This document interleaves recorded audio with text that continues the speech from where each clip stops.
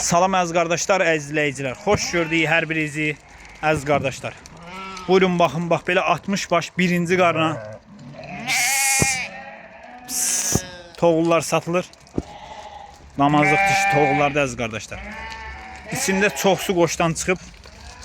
Buyurun bax. 60 baş heyvandır əziz qardaşlar. Çom 450 manatdan deyilir. Real alan olsa qiymətdə razılaşma yeri var. Seçmə qiyməti dəyişir.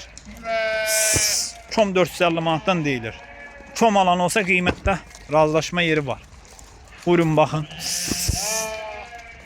Kim də almaq istəyir, gəlib yerində baxıb ala bilər. Yəni içində demək olar ki, qoşdan çıxanı çoxdur. Düzdür, eləsi var qoşdan çıxmayıb. 60 baş heyvanda bir 40 dənəsi qoşdan çıxıb. Buyurun baxın. Çom 450 manatdan deyilir. Kim də almaq istəyir, buyurub əlaqə saxlasın. Əlaqə nömrəmiz səhifədə qeyd olunubdur. Maşallah olsun, super heyvandır.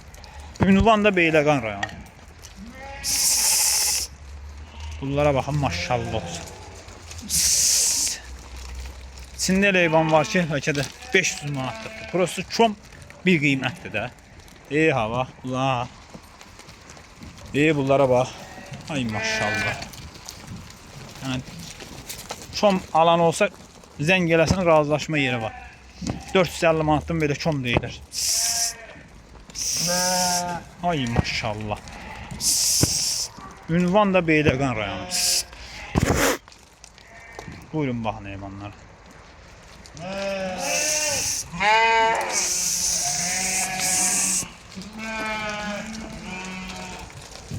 Hamısı süper heyvanlar.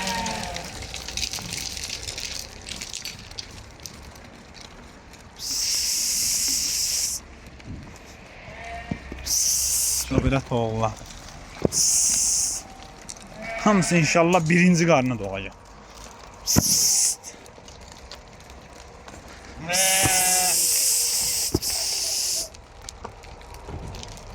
Almaq istəyən qardaşlar əlaqə saxlasın. Yasın yerində baxsın, aparsın. Muncuq kimi heyvanlardır əziz qardaşlar.